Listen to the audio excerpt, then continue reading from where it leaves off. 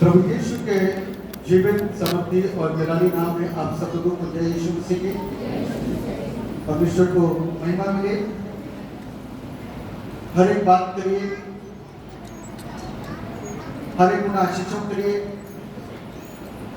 हर उस चंगाई के लिए, हर एक उस छुटकारे के लिए जो यीशु के नाम में मिलता है। आज सबसे मुख्य चीज है, आप सब जानते हैं, सारी दुनिया में मनाया जा रहा होगा माता दिवस, मातृ दिवस।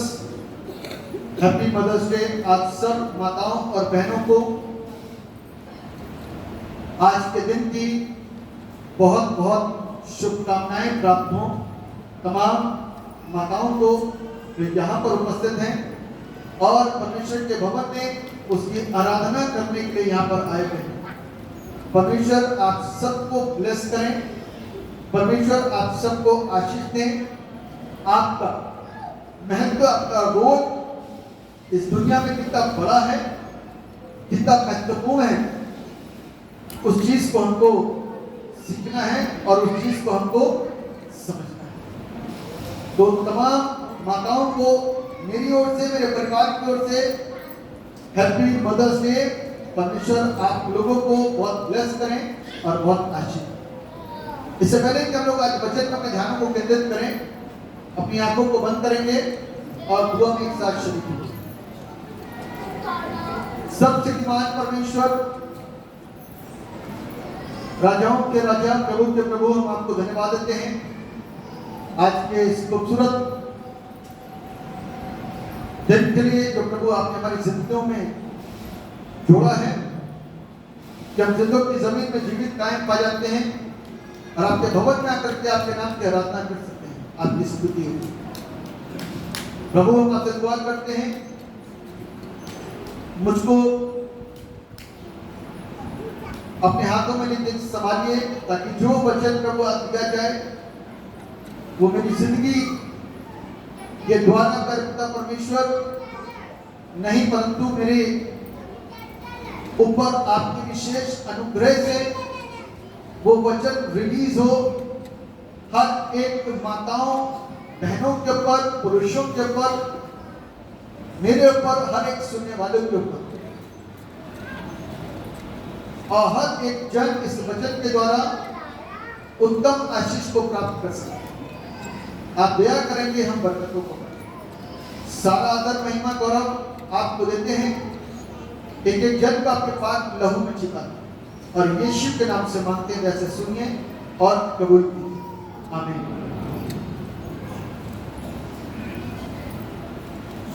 आप सबको मालूम है कि आज मदर्स डे है और सब जगह मदर्स डे मनाया जा रहा होगा। मदर्स डे का मतलब आप समझ गए, तमाम उन माताओं को जो माएँ हैं। आज आप तमाम सबके स्टेटस में माँ से जुड़े हुए बहुत सारे गानों को सुनेंगे, लोग अपने स्टेटस पे लगाएंगे, है ना। और आप खूब सुनेंगे, अपनी माँ को कोई याद करेगा, कोई अपनी माँ के लिए केक काट रहा होगा, कोई उनके लिए बड़ी अच्छी अच्छी पंक्तियां लिख रहा होगा, वगैरह वगैरह। कुछ चीजें सत्य होगी, कुछ चीजें औपचारिकता होगी। वो वहां पर तो लिख पा रहे हैं लेकिन मुंह से अपनी माँ को हैप्पी मदर्स डे भी नहीं बोल पा रहे। ऐसे भी पेरेंट, ऐसे भी बच्चे हैं, ऐसे भी चिल्ड्रन हैं। लेकिन आज सभी लोगों को मैं वचन दे रहा हूं, तमाम बच्चों के लिए भी आपका दिन भी आएगा। आज मदर्स डे है तो माओ का दिन है, आने वाले दिनों में फादर्स डे आएगा तो पिताओं का दिन होगा। लेकिन बड़ा महत्वपूर्ण दिन है और इसमें क्या होता है, विशेष दिनों के अंदर हम उन शिक्षाओं को सही मायने में, सही रूप में सीख पाते हैं, जिससे कि हमारी जिंदगी को एक नया रूप मिल जाता है। कई बार अपनी जिम्मेदारियों को, कई बार हम अपने कामों को, कर्मों को समझ नहीं पाते, असमर्थ होते हैं। लेकिन खुदा का कलाम एक ऐसी पुस्तक है जो हर क्षेत्र के लिए हमको शिक्षित करती है और हर चीज में इस तरीके से पारदर्शिता को लेकर के आती है कि दूध का दूध और पानी का पानी हो जाता है। अभी अपन लोगों ने सुना कि यदि परमेश्वर के बाद में कोई भी चीज को परमेश्वर ने महत्व दिया तो वो है मां। अभी आराधना के दौरान मैडम इस बात को बता रही थी कि मां इतनी पीड़ा के साथ में अपने बच्चे को पालती है, खुद कीले में रहती है, बच्चे को सूते में सुलाती है, क्योंकि ये उसकी मोहब्बत है, ये उसका प्यार है। लेकिन आज मैं उस सच्चाइयों को भी आपके समक्ष में रखूंगा जिसको कभी जिंदगी में नकारा नहीं जा सकता। मैं आपका एक पहलू से मुलाकात नहीं कराऊंगा, हर एक पहलुओं से मुलाकात करवाऊंगा जिसको सुन करके आप शिक्षित हो सकते हैं। मैं इस बात को जरूर बताऊंगा आपके सामने जिसको सुन करके हो सकता है कि आज आप शिक्षित हो सके। मैं इस बात को बताने में चूकूंगा नहीं कि माएं किस जगह पर गलत होती हैं, और मैं इस बात को बताने से चूकूंगा नहीं कि मां किस हद तक अपने बच्चों को संभालती है। किसी भी चीज को बताने में मैं कंजूसी नहीं करूंगा और उस सच्चाइयों को आपके साथ में रखने की कोशिश करूंगा ताकि आप सत्य को जाने, सत्य आपको आजाद करें। बाइबल से ही उन तमाम शिक्षाओं को हम लेते हैं और बाइबल से ही हम हर शिक्षाओं को सीख पाते हैं जो हमारे चरित्र को बदलती है। क्या करती है? चरित्र को बदलती है। बाइबल में हमने हमेशा इस बात को देखा, मेरे साथ आप निकाल लीजिए एक मिनट बाइबल रेफरेंस, नीति वचन उसका 14 अध्याय और उसका पहला पद। नीति वचन उसका 14 अध्याय और उसका पहला पद क्या लिखा है? जिस किसी को मिले जोर से पढ़े, आगे का कोई पढ़ेगा तो ज्यादा अच्छा रहेगा। हर बुद्धिमान स्त्री अपने घर को बनाती है, हर मूढ़ स्त्री उसको अपने ही हाथों से ढा देती है। There are two types of mother ladies. दो प्रकार की महिलाएं, माएं। बुद्धिमान स्त्री अपने घर को बनाती है, मूढ़ स्त्री अपने घर को ढा देती है। बनाने का मतलब होता है अपने घर को संवारना, सजाना, सुधारना, सही रूप, सही दिशा दिखाना।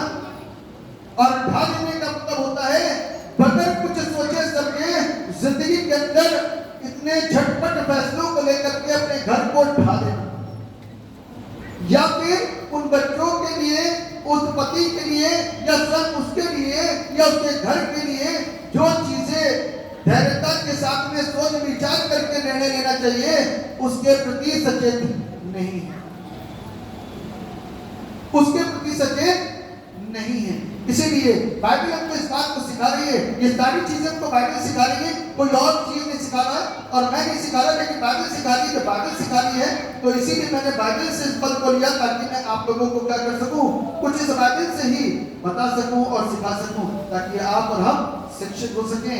लिखा हुआ है हर बुद्धिमान स्त्री अपने घर को बनाती है पर मूढ़ स्त्री उसको अपने ही हाथों से ढा देती है। जो मूढ़ स्त्री होती है, जो मूर्ख स्त्री होती है, वो अपने ही हाथों से क्या करती है? अपने घर को ढा देती है। यानी कि एक बिल्डिंग बनी हुई है, उसको मार मार के गिरा देना। एक बिल्डिंग क्यों गिराई जाती है? इसका कारण जानते हो?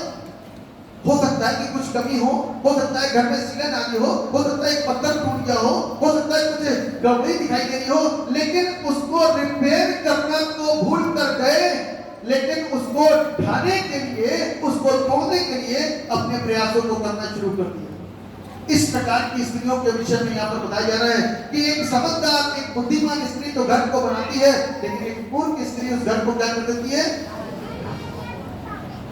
अब आप समझ सकते हैं, मैं बहुत जल्दी से आपके विषय में चीजों को रखूंगा और आप इस बात को सोच करके अपने आप को वचन के आईने में रखते हुए, अपने आप को जांचते हुए और इस शिक्षा को ग्रहण करते हुए बहुत अच्छी तरीके से सुनिए, ताकि आप यदि आज एक अच्छी माँ है तो और अच्छी माँ बन जाए। यदि आप एक अच्छी माँ नहीं साबित हो पा रही इस वचन के अनुसार, तो वचन को सुन करके कोशिशें करिए, इन वचनों को लिख लीजिए, ताकि आप इसको दोबारा घर जा करके पढ़ सको। यदि नहीं पढ़ने के लिए है तो मैं यहाँ तो बोलूंगा, आप हमारे YouTube चैनल पर दोबारा इसको सुन करके भी आप आशीषित हो सकते हो। आप दोबारा सुन करके भी आप आशीषित हो सकते हो, क्योंकि कई बार लोग सुनना पसंद करते हैं, लेकिन आप लोगों के पास में पता नहीं होता कि कहाँ सुने। तो जो मोबाइल को यूज करते हैं एंड्रॉइड फोन को, तो वो खतौली चर्च बोल करके हमारे चैनल को निकाल सकते हैं और आप उसमें दोबारा से उसको सुन सकते हैं। तो बाइबल हमको इस बात को सिखा रही है, बाइबल हमको इस बात को बता रही है कि एक समझदार स्त्री क्या होती है, वो अपने घर को बनाती है, और एक मूढ़ स्त्री अपने घर को बनाती है। समझदार स्त्री का काम मैं आपको बताता हूं, समझदार पत्नी का काम मैं आपको बताता हूं, समझदार मां का काम मैं आपको बताता हूं कि वो क्या है। एक साइकिल शुरू होता है मां से और मां पर ही आकर के खत्म हो जाता है। एक चक्कर की शुरुआत होती है मां से और मां से ही आकर के खत्म हो जाती है। इस चीज को हमको सीखना है। एक ऐसी मां जो समझदार है, एक ऐसी मां जो परमेश्वर के भय को मानती है, एक ऐसी मां जो परमेश्वर के वचनों पर चलती है, एक ऐसी मां जो अपने बच्चों के परेशान होती है। मैं शुरुआत में एक बात को कहकर के आगे बढ़ रहा हूं कि शारीरिक पीड़ा के साथ में एक औरत अपने बच्चे को जन्म देती है ना। शारीरिक पीड़ा के साथ में एक औरत अपने बच्चे को जन्म देती है, और ये जो पीड़ा की सजा मिली है वो उसकी अपनी गलतियों के द्वारा स्वयं परमेश्वर ने उसको दी। स्वयं परमेश्वर ने उसको ये गलती दी। बेशक मैं इस बात पर विश्वास करता हूं, क्योंकि बाइबल में लिखा हुआ है कि स्त्रियों को जब परमेश्वर ने बनाया, हव्वा को जब परमेश्वर ने बनाया, तो वो आदम की सहायक के रूप में रखा कि वो उसकी सहायक है। इसीलिए उसको पसलियों में से एक पसली निकाल करके तैयार किया गया। अब इस सहायक ने अपनी पति की अधीनता में न रहते हुए, अपने पति की बातों को ध्यान न देते हुए, अपने पति को न सुनते हुए किसी और की आवाज को सुना, और जो पति रोज सिखाता था कि सब कुछ हमारा है, हमारे पिता ने हमको बताया, हमारे स्वर्ग के पिता ने हमको बताया, इस सारे नजारे हवा को दिखाए, लेकिन एक व्यक्ति के द्वारा पति की सारी शिक्षा छोटी पड़ गई और उसकी अधीनता में वो न रह सकी। इसके चलते वो पाप कर बैठी, और इसका दुगना प्रतिफल पति को मिला, क्योंकि उसने अपने पति की बात को मान लिया और अपने परमेश्वर की बात को नजरअंदाज कर दिया, जिसके चलते सजाएं भुगत रहे हैं ये लोग। इसलिए आज तक स्त्री के लिए ये सजा चलती चली आ रही है, वंशानुगत। क्योंकि हर एक स्त्री जब एक बच्चे को जन्म देती है तो दर्द और पीड़ा के साथ में बच्चे को जन्म देती है, और तब वो क्या कहलाती है? बच्चा जन्म देने के बाद में मां। जब उसकी अपनी औलाद आ जाती है तो वो क्या कहलाती है? मां। बाइबल हमको इस बात को सिखाती है कि एक पीड़ा जो शारीरिक है, लेकिन एक पीड़ा जो बहुत इंपॉर्टेंट है वो माएं नहीं कहती। अपनी इस बात से सिमटती तो जरूर रहती है कि मैंने तुझे कीड़े में नहीं सोने दिया, सूखे में सुलाया, मैंने तुझे दर्द के साथ में पैदा किया, मैंने तुझे पैदा करते समय इतना पीड़ा दी, मैंने तुझे देते समय इतनी पीड़ा सही, और मैंने तेरे लिए क्या क्या नहीं सहा, भूखी रही, दर्द में रही, पीड़ा में रही, लेकिन इस बात के लिए कभी भी चिंतित नहीं हुई कि आत्मिक पीड़ा को उसने उठाया कि नहीं उठाया। एक भी मां, बहुत रेयर माएं हैं जो आत्मिक पीड़ा को उठाती हैं। शारीरिक पीड़ा तो उठा रही हैं, लेकिन आत्मिक पीड़ा नहीं उठाती। आत्मिक पीड़ा का मतलब जानते हैं क्या होता है? आत्मिक पीड़ा कितने लोग जानते हैं? कोई जवाब दे सकता है? जी जी जी, वेरी गुड। आत्मिक पीड़ा क्या होती है? ये तो शारीरिक पीड़ा हुई, ये तो सदा भुगत रहे हैं। लेकिन जो हमें खुद करना है, क्योंकि दर्द अपनी मर्जी से कोई नहीं लेता, पीड़ा अपनी मर्जी से कोई नहीं लेता। ये सजा है जिसको आप भुगत रहे हैं, इसको नजरअंदाज नहीं कर सकते और इन शब्दों को मैनिपुलेट नहीं कर सकते कि आप अपने तरीके से सिखाना और समझाना शुरू करें।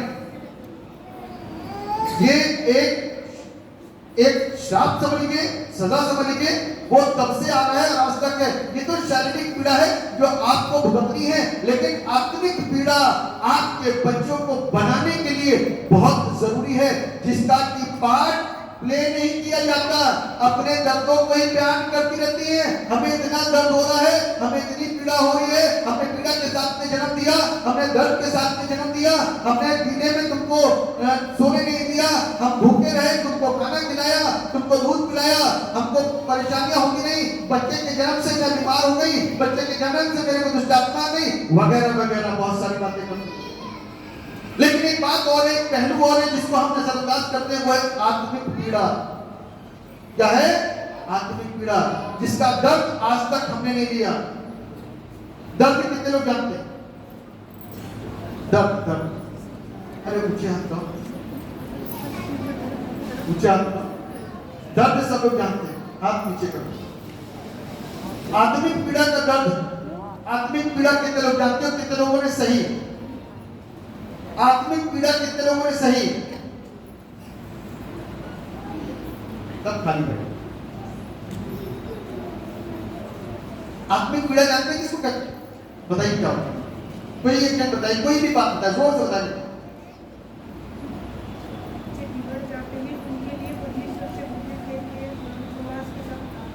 जी जी जी, बिल्कुल सही है, बिल्कुल सही बात है।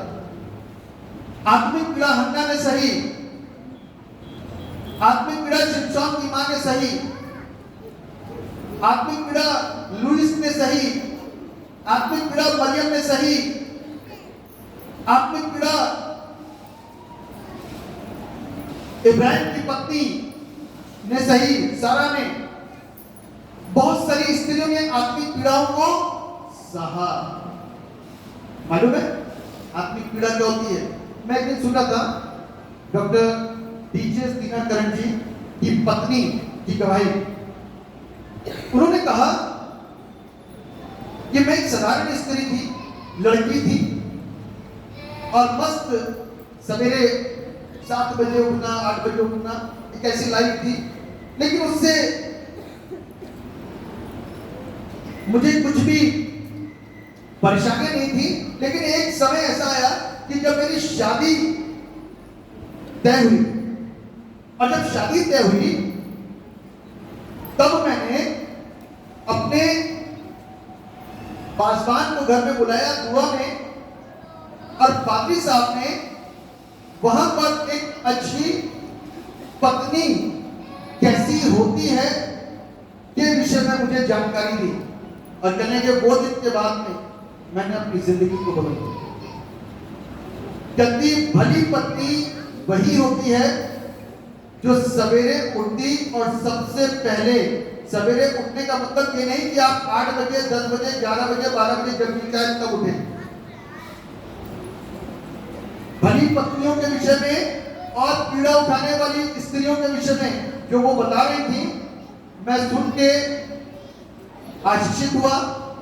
और उन्होंने इस बात को बताया कि मैं 7 बजे उठती थी, 8 बजे उठती थी, लेकिन जब पास्टर साहब ने मुझे बताया कि एक घर को जोड़ने के लिए एक पत्नी का रोल क्या होता है, तो मैं जानती नहीं थी। लेकिन उस दिन से मेरी आंखें खुल गई कि एक घर को जोड़ने के लिए सिर्फ अभी शादी नहीं हो रही, एक सिर्फ पति के साथ रिश्ते नहीं जुड़ रहे, पति के साथ साथ में पति के परिवार वालों से और उसके अपने घर वाले तो ही, उन दोनों रिश्तों को भी आपको किस तरीके से मेंटेन करना है, वो बड़ी मुख्य बात है। उसके बाद में जो और रिश्ते बनेंगे, उन सारे रिश्तों को कैसे मेंटेन करना है, वो एक और इम्पोर्टेंट बात है। और आप इस बात को जानते हैं कि अब इतनी बड़ी भीड़ आ रही है, जैसे यहाँ पर बैठी हुई है, और मैं आपके लिए ऐसी दुआ करूं कि एक ही दुआ में सबके लिए काम हो जाए, वो परमेश्वर कर सकता है।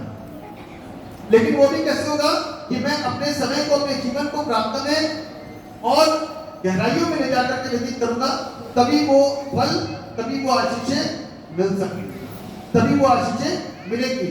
उसके अलावा वरना तो एक एक करके दुआ करने में बहुत टाइम निकलता है, बहुत समय लगता है ना। ठीक उसी प्रकार से उस स्त्री को जो संदेश सुनाया गया, ये बताया गया कि तू सोचे कि अपने शरीर से इधर दौड़ करके उधर जाए, उधर दौड़ करके उधर जाए, सबके लिए काम करती रहे तो बड़ा कठिन होगा।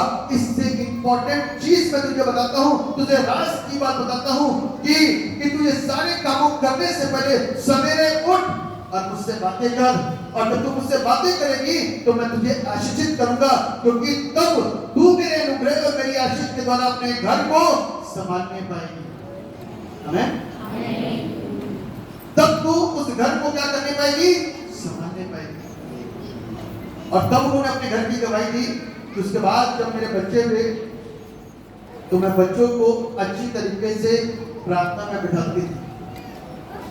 पिता यदि नहीं आ पाए तो माँ प्रार्थना में बिठाती थी, दुआ करवाती थी, दुआ करती थी, बाइबल पढ़ाती थी, बाइबल पढ़ती थी, वचन बांटती थी, और उनकी बेटी, उनके बेटे, उनके बच्चे, उनके आने वाली नस्ल में उनके बेटों की पत्नियां तक इतनी आशीषित आई कि जनरेशन की जनरेशन आशीषित हुई। आमीन। जनरेशन की जनरेशन तक आशीषित हुई। लेकिन हम इस खूबी को नहीं समझते, हम अपने तरीके से काम करने की जहां कोशिश करते हैं वहां गड़बड़ियों को देखने पाते हैं। बगैर प्रभु के और बगैर प्रभु के नाम को लिए हम कुछ नहीं कर सकते। हम खाना पूर्ति काम कर रहे हैं 2-2, 3-3, 4-4, 5-5 मिनट का, तो उससे कोई लाभ नहीं होने वाला, उससे कोई लाभ नहीं होने वाला। जो माएं चर्च नहीं आती हैं, जो माएं अपने बच्चों को चर्च में लाती हैं, उन्होंने अपने बच्चों को चर्च ले जाना सीखा कि चर्च चलो, चर्च चलो, चर्च चलो। चर्च कितना इंपॉर्टेंट है मालूम है आपको? बहुत महत्वपूर्ण है। उन्होंने बताया कि मैंने अपने बच्चों को उचित शिक्षा सिखाई, उचित शिक्षा दी। आज मेरा पूरा परिवार कैसा है? प्रभु में पाया जाता है। कैसे पाया जाता है? जोर से बोलिए, प्रभु में पाया। क्या आप सब चाहते हैं कि आपका परिवार भी प्रभु में पाया जाए? क्या आप चाहते हैं कि आपके बच्चे अच्छे रहें? क्या आप चाहते हैं कि आपके बेटों को अच्छी पत्नियां और आपकी बेटियों को अच्छे पति प्राप्त हो पाए? यदि आप इस प्रकार के जीवन को चाहते हैं तो क्या आपका जीवन इतना पवित्र, इतना शुद्ध है जो परमेश्वर को भा रहा है? क्या आपकी प्रार्थनाएं इतनी मजबूत है जो परमेश्वर तक पहुंच रही है? क्या आपकी संगति इतनी दृढ़ है कि बगैर ताकत आप परमेश्वर के भवन में रहते हो? क्या आपके पास में इतनी ताकतें हैं कि आपकी प्रार्थनाओं के द्वारा आपके घर की तमाम उलझनें, आपके घर की तमाम समस्याएं दूर हो जाएंगी? क्या आप इतने मजबूत हो? यदि हो तो वेरी गुड, यदि नहीं हो तो आज मजबूत होने के लिए एक अच्छे चरित्र को पहनना शुरू कर दो। मां हो तो ऐसी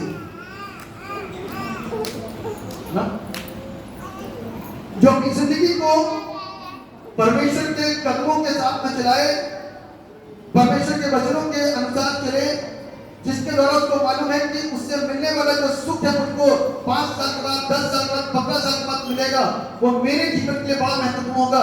उस सुख के लिए उसने 15 साल पहले मेहनत करी। आज की माएं आज के बाद क्या करते हैं? बेटियां पैदा होती हैं तो बेटियों के पैदा होते ही, बच्चों के पैदा होते ही LIC 20 साल तक की करवा देते हैं। मकान उनके नाम से खरीद लेकर के रख देते हैं पहले से कि जब बेटी की शादी होगी तो 20 साल 25 साल के बाद उसको ये मकान दे दिया जाएगा। इतनी लंबी सोच आप उसके लिए रख देते हैं, लेकिन प्रार्थनाएं नहीं करते।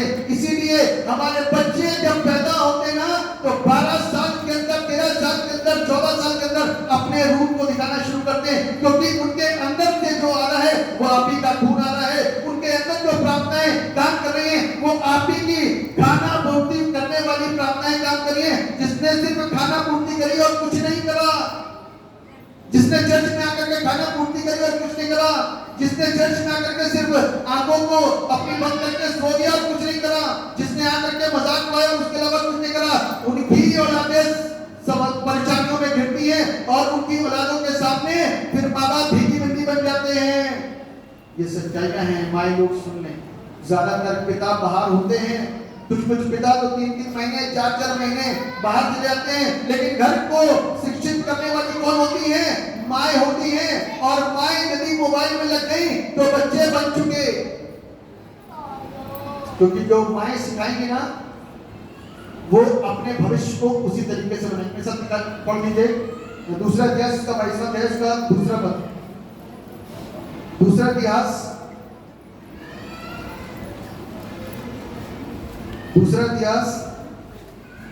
उसका 22वां अध्याय और उसका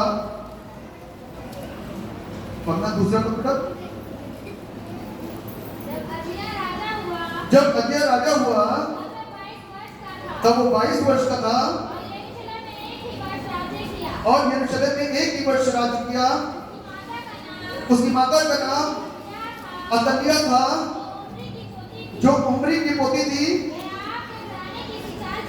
वे आहत के घराने की सी चाल चला, क्योंकि उसकी माता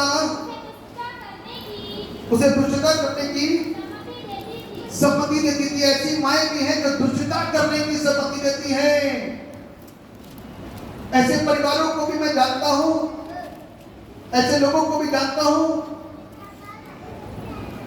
जो बाइबल में लिखी हुई है कि ऐसी माएं जो अपने बच्चों को दुष्टता करने की सम्मति देती थी, गलत करने की सम्मति देती थी, सलाम दुआ बंद करने की सम्मति देती थी। उससे झगड़ा हो गया तो सलाम दुआ नहीं करना, ऐसा भी तो सिखाती है बहुत सारी माएं। ऐसा भी शिक्षा दी जाती है बहुत सारे लोगों के द्वारा, पिताओं के द्वारा। पिताओं का दिन आएगा तब मैं उस दिन उनसे बात करूंगा, लेकिन आज फिलहाल माताओं और बहनों का दिन है। एक अच्छी मां बनना आसान काम नहीं है, क्योंकि जब आप जन्म दोगे ना तो एक अच्छी बेटी को क्या दोगे? मैं बेटी की बात इसलिए कर रहा हूं क्योंकि बेटी की शादी करोगे, शादी के बाद में वो भी मां बनेगी।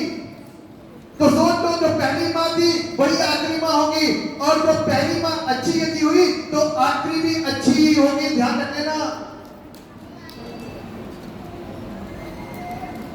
आखिरी भी अच्छी होगी, क्योंकि जो पहली मां है ना तो वो अपने बच्चों को सही शिक्षा दे करके उसको एक अच्छी बेटी बनाती है, ताकि ये बेटी की किसी दूसरे घर में शादी हो तो उनकी समस्याओं को अपनी समझे, उनके कष्टों को अपना कष्ट समझे, उनके दुख को अपना दुख समझे और उनको प्रार्थनाओं में रख करके उनके जीवन को सुख में बदलने के लिए प्रार्थनाएं करे, और उसकी प्रार्थना के द्वारा वो घर आशीषित होगा। ये सिर्फ एक अच्छी माता का रोल है। यदि एक बार एक अच्छी मां बन गई तो आप सोच लो कि पूरी सीरीज सही होगी ऊपर से लेकर के नीचे तक। यदि मां बिगड़ गई तो ध्यान रखना आने वाली सारी नस्लें बिगड़ेंगी, फिर आपको रोना पड़ेगा, फिर आपको दुखी होना पड़ेगा, फिर आपको पादी साहब के पास जाकर के कहना पड़ेगा पादी साहब हमारे बच्चे तो सुनते नहीं है। फिर पता चला कि जिस घर में शादी हुई उन घर के रिश्तेदार आके एक ऐसी बेटी दे दी है हमको, तरह तरह की चीजें शुरू हो जाएंगी। मैं इसीलिए आपको आज ही नसीहत दे रहा हूँ। आज ही मदर्स डे के दिन में आप ये सोचेंगे कि पादी साहब ने एक अच्छा संदेश बोला चाहिए माओ के लिए, मैं अच्छा ही संदेश दे रहा हूँ। यदि आज कड़वा नहीं बोला तो जिंदगी भर आप वही करते रहोगे जो करते चले जा रहे हो। यदि आज कुछ सच्चाइयों को दे करके उसका बाहर को बता करके कि माए क्या अपने जीवन को परमेश्वर के साथ में पवित्र बना रही है, माए क्या अपनी जिंदगी को अपने जीवन को परमेश्वर के साथ में हर रविवार परमेश्वर के भवन में आनी है, और क्या माए हर दिन मौका मिलता है इस मॉर्निंग डिवोशन का तो क्या उसमें आकर के बैठ रही है? यदि आशीषित हो रही है, हर समय फ्री है, आप फ्री होकर के घर में क्या करते हो? क्या करते हो फ्री होकर के? फिर इतनी उलाहना क्यों ले सकते हैं कि हम प्रभु के साथ में हैं और प्रभु हमारी सुनता है? फिर प्रभु की बातों को बाइबल से क्लेम करना शुरू करेंगे। यदि घर में फ्री हो, यदि आप पीड़ा नहीं उठा ले तो इसका मतलब कि आप अभी प्रभु को ढंग से समझे नहीं। आत्मिक पीड़ा को उठाना बहुत जरूरी है। जच्चा किसी पीड़ा जब होती ना तो रुक रुक करके दर्द होता है, पेन होता है, बहुत दर्द होता है, बहुत रोना, बहुत चिल्लाना, सब कुछ होता है, लेकिन जब बच्चा पैदा होता है ना तो बड़ा आराम मिलता है। इस बात को ध्यान रखना कि जब अभी आप पीड़ा उठाओगे, जब परमेश्वर आत्मिक आशीषों से आपके बच्चों को सुरक्षित करेगा तो बड़ी मिठास मिलेगी, बड़ा रिलीफ मिलेगा। मिलेगा, लेकिन रिलीफ उन माँ बाप को नहीं मिल पाएगा जिन माँ बाप ने गलत चीजें बोई हैं, जिन माओ ने गलत चीजें बोई हैं, उनको जिंदगी भर रिलीफ नहीं मिलेगा और जिंदगी भर वो पीड़ा के साथ में रोती रहेंगी, बिलखती रहेंगी, झिलकती रहेंगी। लोगों का ये मानना होता है कि 60 साल के बाद तो मैंने ये सोचा था कि सुकून की जिंदगी को जीऊंगी, लेकिन 60 साल के बाद में ये देखना पड़ेगा मैंने नहीं सोचा। एक सुकून नहीं है जीवन में, एक सुकून नहीं है जीवन के अंदर, क्योंकि हम सुकून देने वाले के पास नहीं। हम नाम के हैं, काम के नहीं है। हम सुकून देने वाले के पास नहीं। यीशु के साथ चलने वाले लोग, यीशु के साथ बने रहने वाले लोग संसारिक कैसे हो सकते हैं? यदि आप अपने आप को बहुत अच्छा, बहुत पवित्र, बहुत अशुद्ध दिखाते हो तो फिल्मी गानों पर आपके स्टेटस नहीं हो सकते और ना होने चाहिए। आप एंजॉय करो, लेकिन आप पब्लिक में एक तरफ आप दुआ करते हो अपने आप को दिखा रहे हो, दूसरी तरफ आप फिल्मों के साथ में अपने आप को एंजॉय करते दिखा रहे हो। This is wrong. ये पीड़ा है, जिस पीड़ा को आपको सहना है, वरना आप ये कह सकते हो कि पादी साहब कब तक सहन करें, कब तक संसार के साथ ना चले। कुछ तो करना ही पड़ेगा, फिल्मों के साथ थोड़ा तो जाना ही पड़ेगा, कुछ तो लोगों के साथ करना ही पड़ेगा। यही पीड़ा है। यदि आज पीड़ा को सहोगे ना, तो ध्यान रखना आने वाले दिनों के अंदर आप जीवन को खुशी के साथ में जियोगे। आज डॉक्टर डी.के. दिनकरन जी इस दुनिया में नहीं है, लेकिन उनकी पत्नी की आवाज से पूरा परिवार एक होता है। क्या आज आपकी आवाज से आपके बच्चे आपके पास आते हैं? क्या आपकी आवाज को आपके बच्चे सुनते हैं? आपने अपने आप को ऐसा बनाया ही नहीं है। आपके बच्चे आपको बुरा बोल करके, आपको डांट करके, आपको गाली दे करके भागते हैं। आपकी परवाह नहीं है, आपकी इज्जत नहीं है, आपकी वैल्यू नहीं है आपके घर के अंदर, क्योंकि आप एक अच्छी मां नहीं बन पाए। अच्छी मां बनने का मतलब ये नहीं कि आपने उनको वक्त वक्त पर अच्छे कपड़े पहना दिए, वक्त वक्त पर उनको मोबाइल ला करके दे दिए, वक्त वक्त पर उनको स्कूटी दिला दी, वक्त वक्त पर उनकी मर्जी पूरी। वो अच्छी मां नहीं है। अच्छी मां वो है जो वक्त वक्त पर उनको दुआओं में लेके गई और वक्त वक्त पर उनको ताड़ना दी, उनकी गलतियों पर उनको ताड़ना दी, उनको बाइबल सिखाई, उनको बाइबल पर पढ़ाई, उनके लिए दुआ करा, उनके लिए उपवास करा और उनको हर रविवार ठीक करके चर्च में लेकर के आई। ये रिजल्ट है अच्छे माँ बाप का। हल्के में मत देना, हल्के में मत देना। दुनिया के अंदर बिगाड़ क्यों हो रहा है? उसका कारण उसकी वजह से यही है कि हमने अपने प्रभु को हल्के में ले लिया। इसलिए मेरा हमेशा से ये कहना रहा, अय्यूब के ऊपर यदि आप ध्यान दोगे ना, अय्यूब अपने बच्चों के लिए मालूम है होम बलि किया करता था। जितने भी बच्चे थे उनके नाम से होम बलि किया करता था ताकि उनके बच्चे सुरक्षित रहें। और अय्यूब का परिवार सुरक्षित परिवार था। परमेश्वर की विशेष दया थी उनके परिवार के ऊपर। क्या हमारे परिवारों के ऊपर परमेश्वर की दया है? आप ये मत कहना कि हमने नया बंगला ले लिया, नई कार ले ली, नया घर बना लिया, नया मोबाइल आ लिया, आशीषें हैं, ठीक है। क्या बच्चे आपकी सुनते हैं? चिड़चिड़ा करके तो आपके पास नहीं आते, चिड़चिड़ा करके तो आपको जवाब नहीं देते, गुस्से के साथ में तो आपको जवाब नहीं देते। ध्यान रखना, क्या आप अच्छे पेरेंट्स बनोगे तो अच्छे ही प्रतिफल को प्राप्त करने पाओगे। मालूम है बाइबल इनको इस बात बताती है कि यदि आप अपने जीवन को परमेश्वर के वचनों के आधार पर चलाओगे तो परमेश्वर की आशीष कैसे नहीं। मैं सब निकाल लीजिए मत्ती रचित सुसमाचार 12 अध्याय 50 पद। मत्ती 12:50 जल्दी से किसी को मिले पढ़े। मत्ती 12:50 जो मेरे स्वर्गीय पिता की इच्छा पर चले वही मेरा भाई, मेरी बहन और मेरी माता है। जो परमेश्वर की मर्जी के ऊपर चलेगा वही मेरा भाई है, वही बहन है और वही मेरी माता है। एक और पद पढ़ लीजिए मरकुस 3:35। मरकुस रचित सुसमाचार उसका 3रा अध्याय और उसके 35वें पद को पढ़िए। क्या लिखा हुआ है? जो कोई जो परमेश्वर की इच्छा पर चले वही मेरा भाई, बहन और माता है। लूका रचित सुसमाचार 8:21 पढ़िए। लूका 8:21 क्या लिखा हुआ है? उसने इसके उत्तर में उनसे ये कहा, मेरी माता और भाई यही है जो वचन परमेश्वर का सुनते हैं और मानते हैं। बड़ी इंपॉर्टेंट बात लिखी है हर माता बहन भाई के लिए, जो मेरे वचन को सुनते और मानते हैं वही मेरे बहन, मेरे भाई और मेरी माता हैं। और जो मेरे वचन को नहीं मानते उनसे मेरा कोई रिश्ता नहीं। इसलिए बाइबल क्या कहती है, यूहन्ना रचित सुसमाचार उसका 7वें अध्याय के अंदर लिखा हुआ है, यूहन्ना रचित सुसमाचार उसका 7वें अध्याय के अंदर लिखा, उसके में 17 अध्याय और उसके 6 पद से पढ़ता हूं। कहता है, मैंने तेरा नाम उन मनुष्यों पर प्रकट किया जिन्हें तूने जगत में से मुझे दिया। कहता है, मैंने तेरे नाम को क्या करा, प्रकट करा किन लोगों के ऊपर, उन लोगों के ऊपर जिसको तूने मुझे दिया। आप भी प्रार्थना कर सकते हो, प्रभु मेरा तेरा धन्यवाद देता हूँ, धन्यवाद देती हूँ। हन्ना ने धन्यवाद दिया और इस बात को बोला, मैं प्रभु तेरा धन्यवाद देती हूँ और जिसे तूने मुझे दिया। आपको परमेश्वर ने बच्चे दिए, आपको परमेश्वर ने औलादें दी, जिसे तूने मुझे दिया। संतानों को, बेटों को, 3 बेटों को, 4 बेटों को, 2 बेटियों को तूने मुझे दिया। मैं इनके ऊपर तेरी बातों को प्रकट करता हूं। क्या आपकी औलादें आपके परमेश्वर के वचन की बातों को जानते हैं? यदि जानते हैं तो मान क्यों नहीं रहे, या तो ढंग से नहीं जानते क्योंकि आप ढंग से नहीं मानते। यदि आप ढंग से मानोगे तो आपके बच्चे भी बातों को ढंग से ही मानेंगे। आमीन।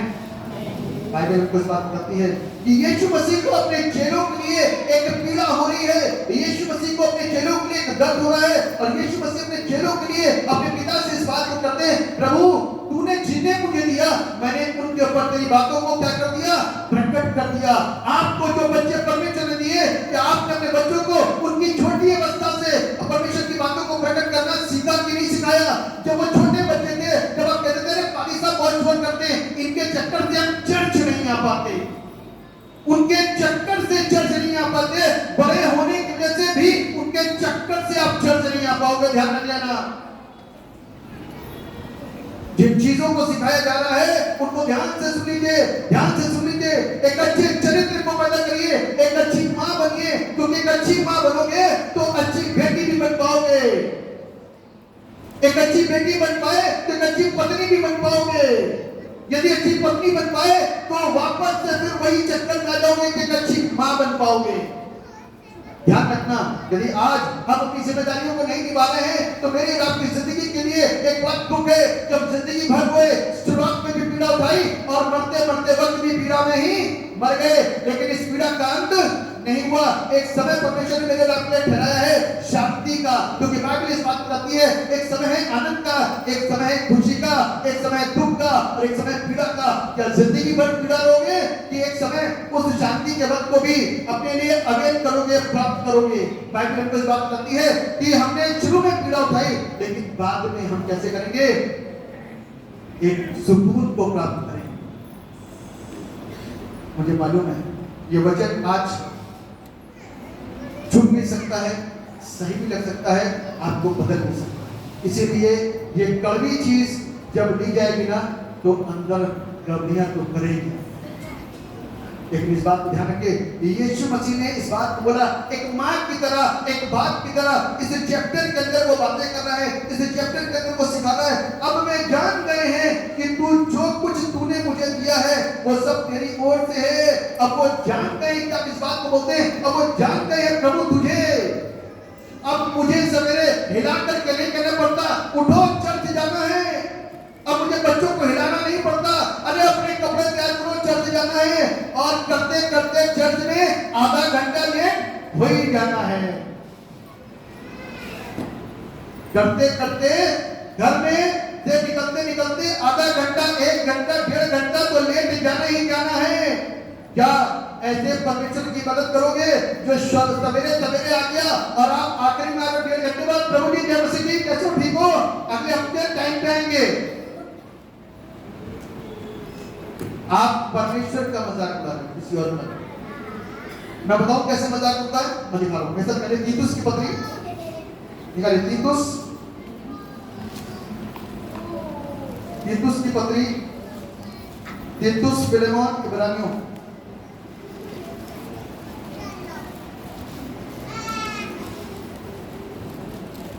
तीतुस उसका दूसरा अध्याय और उसका दूसरा पद, पहले पद से पढ़िए, तीतुस 2:1। परंतु ऐसी बातें, ये ध्यान से सुनिएगा, ये पौलुस अपने दास, अपने बेटे, मतलब उसका बेटा नहीं है, मतलब कि आत्मिक बेटे को जिसका नाम तीतुस है, उसको बता रहा है, एक काम कर, ध्यान से इस शहर में ध्यान से सेवकाई करना। ये शहर पापी शहर है, क्रेते शहर के अंदर ये कुकर्म के पाप पाए जाते हैं। ध्यान से सेवा करना और छिपा छिपा के नहीं, जो कुछ बोलना बड़ा स्पष्ट जाके बोलना। अब पढ़ो बेटा क्या लिखा हुआ है। परंतु ऐसी बातें कहा कर, जो खरे उपदेश के योग्य हैं, अर्थात बूढ़े पुरुष, सचेत और गंभीर और संयमी हो, और उनका विश्वास, प्रेम और धीरज पक्का हो। बात करनी चाहिए थी बच्चों की, जवानों की, यहाँ शुरुआत करी बूढ़ों से। कहां से करी? इससे जोर से बोली ना, बूढ़ों से शुरुआत करी है। बूढ़ों से सीढ़ी उतरेगी, फिर आ जाएंगे जवानों पर, स्त्रियों पर, पुरुषों पर। पढ़िए क्या लिखा है। बूढ़ी स्त्रियों का चाल चलन, जो चीजें पुरुष के लिए बोली जानी चाहिए थी, वो चीजें स्त्रियों के लिए बोली गई, क्योंकि स्त्रियों का चाल चलन भी सही नहीं है। बाइबल इस बात को बोल रही है। आगे क्या लिखा हुआ है? पवित्र लोगों का हो, उनका चाल चलन कैसा हो? पवित्र लोगों का हो। आगे, वे दोष लगाने वाली और पियक्कड़, यानी कि वो पियक्कड़ भी थी। क्रेते की महिलाएं पीने वाली भी थी, पियक्कड़ थी, दोष लगाने वाली थी और अच्छे आचरण की नहीं थी। इसीलिए पौल तीतुस को कहता है स्पष्ट करके बोलना और कुछ छिपाना नहीं, कि उनके अंदर का दोष लगाने वाली जो आत्मा है वो दूर हो, उनके अंदर का पियक्कड़पन दूर हो, उनका चाल चलन पवित्र लोगों सा हो। पवित्र लोगों सा होने के लिए हमको परमेश्वर के वचन की ओर ध्यान देने की जरूरत है, परमेश्वर के वचन की ओर मन लगाने की जरूरत है, उपवास करने की जरूरत है, ताकि हम शिक्षित हो सके। आगे क्या लिखा बेटा पढ़ो। ताकि वे जवान स्त्रियों को चेतावनी देती रहे कि अपने पतियों और अपनी पत्नियों और अपने बच्चों से प्रीति रखें। अपने पतियों और अपने बच्चों से प्रीति रखें। किसको लिए? जवान स्त्रियों के लिए। बूढ़ों के द्वारा जब शिक्षा दी जा रही है, तो ये शिक्षा दी जा रही है कि ऐसी शिक्षित महिला बनो, ऐसा तुम आदर्श बनो कि तुम अपने घर में अपने पति और अपने बच्चों के लिए सिखाने वाली हो, प्रार्थना करने वाली हो। एक स्त्री का रोल बहुत बड़ा होता है, इस बात को ध्यान रखिएगा। स्त्री का यदि दूसरा नाम बोल दो तो जिम्मेदारियां हैं, जिम्मेदारियां संभालने वाला। आगे क्या लिखा हुआ है? और संयमी और पतिव्रता, घर का कारोबार करने वाली, भली और अपने अपने पति के अधीन रहने वाली। जो ऐसा काम नहीं करती उनके लिए बाइबल में क्या लिखा हुआ है? इसी को आगे पढ़िए। यदि जो ऐसा काम नहीं करती, वे परमेश्वर के वचन की निंदा करती हैं। क्या करती हैं? परमेश्वर के वचन की निंदा। आज हम अपने परमेश्वर को सम्मान दे रहे हैं या निंदा दे रहे हैं? शब्दों से मत खेलिए। हर बात में बाइबल रेफरेंस को आप लोग कोट करोगे, अच्छी बात है, क्योंकि जब भी कोई बात होती है ना बाहर किसी की जिंदगी के अंदर, तो सीधे बाइबल के अंदर बातें आती हैं। लेकिन क्या आप बाइबल के अनुसार अपनी जिंदगी को जी रहे हो और परमेश्वर के वचन के अनुसार आप चल रहे हो? यदि चल रहे हो तो बहुत अच्छी बात है, अन्यथा तो कहीं इस अनुसार चल रहे हो जिससे कि आप परमेश्वर के वचन की निंदा करते हो, तो परमेश्वर आपसे खुश नहीं होगा। मेरे प्रियो, क्या करना है हमको? क्या करना है? एक परमेश्वर का भय मानने वाली मां बनना है। परमेश्वर का भय मानने वाली मां, जो परमेश्वर का भय मानती। परमेश्वर का भय मानने वाली मां क्या करती है? एक छोटा सा उदाहरण देकर के फिर आपको एक सकारात्मक वेग में लेकर के चलूंगा। एक माँ बाप थे, जेब कतरे, और अपने बच्चों को भी वो जेब कतरा उन्होंने बना दिया। और एक बार छोटा बच्चा जब बाहर निकल के गया तो उसने 4 लोगों की जेब काटी। कितने लोगों की? 4 लोगों की जेब काट करके जब घर आया ना, माँ बाप ने शाबाशी दी, बेटा तूने नेक काम किया। कैसे काम किया? चोरी करना नेक काम है, ये माँ बाप ने पीठ थपथपाई, बेटा बहुत अच्छा काम किया। ऐसे भी माँ है और ऐसे भी बाप है जो गलत कामों को करने के लिए प्रोत्साहित करते हैं। मैं आपको एक चीज और सिखाना चाहता हूं, बहुत भली प्रकार से सीखिएगा। जो माता और जो पिता अपने बच्चों को बपतिस्मे के लेके आते हैं, बपतिस्मा जानते हैं कितनी गंभीर चीज होती है? जानते हैं बपतिस्मा इंपॉर्टेंट होता है कि नहीं? बपतिस्मे के वक्त में जो बच्चे का नाम रखा जाए ना, ध्यान रखना कि वो नाम जिंदगी भर कभी ना बदला जाए। जो भी नाम बपतिस्मे के वक्त में हो, उस नाम को कभी भी ना बदलना, क्योंकि उस नाम पे बरकत आती है। बहुत जल्दी लोग बपतिस्मे में नाम कुछ और करवा देते हैं और हाई स्कूल में कुछ और नाम करवाते हैं, और उससे क्या होता है? गड़बड़ियां होती हैं। फिर आप हाई स्कूल का तो चेंज करवा नहीं सकते क्योंकि आपके बस की नहीं रही, तो कहां आते हो? पादरियों के पास में और बिशपों के पास में दौड़ते हो कि हमारे नाम चेंज कर दो, हाई स्कूल के मुताबिक नाम कर दो। इस बात को ध्यान रखिए। मैं आपको बड़ी सॉलिड शिक्षा दे रहा हूं कि अपने बच्चों के नाम जब भी बपतिस्मे के वक्त में रखें तो बहुत गंभीरता के साथ में रखिए। उसमें पवित्रताई है, उसमें आशीष है, उसमें बरकतें हैं। उस नाम को चेंज मत करिए, या जो भी नाम आपका चला रहा है उसी नाम को बपतिस्मे के लिए आइए, उसी नाम से बपतिस्मा कराइए, कोई दिक्कत नहीं। लेकिन आप परमेश्वर के वचन को दूसरा स्थान देते हो और हाई स्कूल से आप लड़ नहीं सकते, वहां के लोगों से लड़ नहीं सकते, उनको गाली दे नहीं सकते, उनको बुरा कह नहीं सकते। आपने वहां पर फॉर्म भरा और यहाँ पर भी फॉर्म भरा, लेकिन लड़ने किससे आते हो? पादरी से। हाई स्कूल के अथॉरिटीज के पास नहीं दौड़ करते, उनसे नहीं कह सकते कि हमारा नाम चेंज कर दो, हमारे बपतिस्मे के अंदर नाम ये था। जो आपका नाम यहाँ आया ना, जीवन की पुस्तक में जो वही वाला नाम होगा, ध्यान जीवन की पुस्तक में भी वही नाम होगा जो बपतिस्मे में नाम आया, उसी नाम से आप पुकारे जाओगे। इस बात को ध्यान रखिएगा मेरे प्रियो। मैं जिस चीज को सिखाना मांग रहा हूं, आपको ध्यान से सुनना है। अपने बच्चों के लिए एक अच्छी माँ बनना है जो परमेश्वर का भय मानने वाली है। अपने बच्चों के साथ में अच्छे शब्दों के साथ में बातों को मुंह से निकालना है यदि आप अच्छे माँ बनना चाहती हैं। अपने बच्चों के साथ में गलत नहीं बोलना है, गलत नहीं सिखाना है उनको, यदि आप एक अच्छी माँ बनना चाहते हो।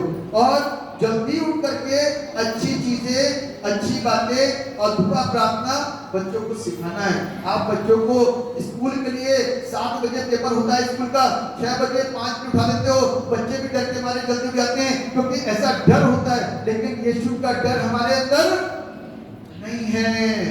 हम उठ ही नहीं पाते, माँ बाप नहीं उठ पाते, उठा ही नहीं पाते बच्चों को कि बेटा सवेरे उठ और इस कलाम से हम कलाम हो और परमेश्वर तुझे बरकत देगा। मैं आपको आज पूरी श्योरिटी के साथ में इस बात को बोलता हूं, यदि आज आप परमेश्वर के साथ वफादार होगे ना, तो दुनिया में परमेश्वर आपको ऊंचे स्थानों पर रखेगा। आप कभी भी दुख नहीं होगे, आप हमेशा सर करके आगे रहोगे।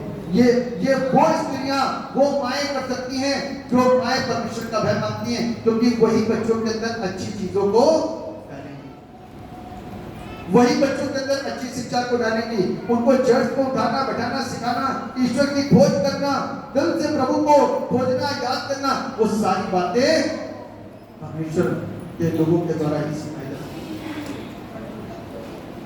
रोमियो 10:17 पढ़िए। रोमियो की पुस्तक उसका 10वां अध्याय 17 पद क्या लिखा हुआ है? रोमियो 10:17। विश्वास सुनने से और सुनना मसीह के वचन से।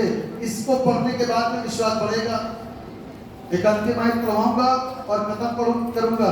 मेरे साथ निकाल लीजिए 2 तीमुथियुस 1 और उसका 5वां और 6वां पद।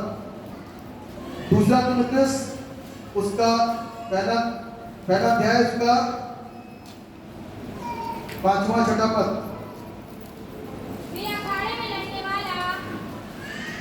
2 तीमुथियुस उसका पहला अध्याय उसका 5वां और 6वां पद।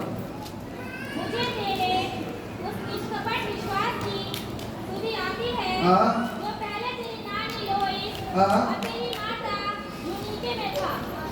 इस बात को सिखाया जा रहा है कि मुझे तेरे उस निष्कपट विश्वास की स्तुति आती है कि जो पहले तेरी नानी लोइस और तेरी माता यूनीके में था, और मुझे निश्चय है कि तुझ में भी है। यानी कि उसकी नानी और उसकी माँ ने उस बच्चे को अच्छी शिक्षा दी, और इस बात को ध्यान रखिए, अच्छी शिक्षा दे करके क्या करा, उसकी परवरिश करी, और वो कौन बन गया, तीमुथियुस। कौन बन गया, तीमुथियुस, प्रभु का दास। आज प्रभु के दास बनाने के लिए कोई राजी नहीं है ना। डॉक्टर बनाने के लिए सब राजी है, इंजीनियर बनाने के लिए सब राजी है, एथलीट बनाने के लिए सब राजी है, लेकिन परमेश्वर का दास बनाने के राजी नहीं। वो भी आज के इस युग में कौन बनाएगा, बड़ा कठिन है। मारे जाते हैं दास को, पीटे जाते हैं, गाली होती है, तरह तरह की बातें होती हैं, कौन बनाएगा, कोई नहीं बनाएगा। आज उनको डॉक्टर बनाएंगे, स्टाफ नर्स बनाएंगे, उनको टीचर बनाएंगे, सब कुछ बनाएंगे, लेकिन परमेश्वर का दास जो विश्वास करके बनते प्रभु के, या विश्वास करोगे तो प्रभु के एक अच्छे दास माए, मैं आपको थैंक्स कहता हूँ। मैंने पूरे समय आपको एक ऐसी शिक्षा दी, लेकिन बहुत सारी चीजों को आपने सहन करा, नहीं करी। बहुत माओ ने अपने बच्चों के जीवन को बचाया है, बहुत माओ ने अपने बच्चों के प्रार्थनाएं रो रो करके करी हैं, बहुत माओ ने अपने जीवन को परमेश्वर के हाथों में दिया, इसीलिए उन्होंने अपने बच्चों को भी परमेश्वर के हाथों में सौंप दिया। आपको मालूम है, हन्ना ने जब अपने बच्चे का दूध पिलाया तो क्या कर दिया, अपने बच्चे को परमेश्वर की वेदी के पास ला करके दे दिया, ताकि सारी स्थितियां सही हो सके और नॉर्मल हो सके। परमेश्वर महान है, सर्वशक्तिमान परमेश्वर है, वो दुआओं को सुनते हैं। आज मेरे प्रियो, एक अच्छे जीवन को हम सब जिए, एक अच्छे चरित्र को हम लोग बनाएं। यदि हमारा एक अच्छा चरित्र बन जाएगा तो हम आशीषित होंगे। आज तमाम माएँ, बहनें, बेटियां यहाँ पर बैठी हैं, बहुत सारी माएँ हैं, उनके साथ उनकी बेटियां हैं। एक अच्छी बेटी बनना, तभी आप एक अच्छी पत्नी बन पाओगे, क्योंकि बहुत सारे अंदर लोगों के अंदर सहनशीलता नहीं होती, लड़ती हैं, झगड़ती हैं और सहन नहीं कर सकती, और क्या करती हैं, घर छोड़ करके चली आती है ना, लड़ करके चली आती है, और क्या होता है, और उसके बाद में उनको फिर घर में बैठना पड़ता। अभी मैं क्या, एक तो घरों के अंदर उनके घरों के रिश्तों को सेट करवाने के लिए, तो पता चला कि ऐसा है, वैसा है, ऐसा है, वैसा है, लेकिन इस बात को ध्यान रखिएगा कि आपकी प्रार्थनाओं के द्वारा बहुत सारी चीजें सुधर सकती हैं। इसलिए एक अच्छी माँ बनना बहुत जरूरी है। आप एक अच्छी माँ हो, एक अच्छी बहन हो, एक अच्छी बेटी हो, और एक अच्छी पत्नी ऐसी बनो, क्योंकि आप एक घर में यदि किसी की बेटी आती है ना, तो उसको अपनी बेटी के समान प्यार करना है, क्योंकि अमूमन क्या होता है, दूसरों की बेटी की इज्जत नहीं होती। अपनी बेटी को तो संभाल के रखते हैं, दूसरों की बेटी की इज्जत नहीं होती ना, दूसरों की बेटी की इज्जत नहीं होती। अब ऐसे कुछ झगड़ों को मैं सुन रहा था कि इतना झगड़ा हुआ कि मार पीट करके अंगूठा तक काट दिया। क्या हुआ, अंगूठा भी काट दिया, किसका, एक औरत का। इतने झगड़े, क्योंकि हम मसीह के साथ अभी साथे नहीं गए, जोड़े नहीं गए मसीह के साथ। जिस दिन मसीह के साथ जोड़े जाएंगे ना, उसी दिन हमारे जीवन के अंदर परिवर्तन आएगा, उससे पहले। इसलिए मैं प्रियो, अपने जीवन को परमेश्वर के हाथों में सुरक्षित करने के लिए दे दीजिए, अपने बच्चों के फ्यूचर को सुरक्षित करने के लिए परमेश्वर के पास दे दीजिए। हर रविवार परमेश्वर के भवन में आए, आपके साथ मजबूरी है, बच्चों को भेजें, तुम जाओ और चर्च में बैठो, दुआओं में बैठो। आना हमारा कर्तव्य है, तभी हम आशीषों को प्राप्त। परमेश्वर आपसे दुआ। सर्वशक्तिमान परमेश्वर, हम आपको धन्यवाद देते हैं आपके तमाम आशीषों के, बरकतों के, जो आपने हम सबों को दिया। हम सब पर अपना अनुग्रह और हम सब पर अपनी दया करें। सब बातों में आपके नाम को श्रेष्ठ ऊंचा करते हुए इस दुआ को आपके नाम मांगते हैं, जैसे सुनकर कबूल।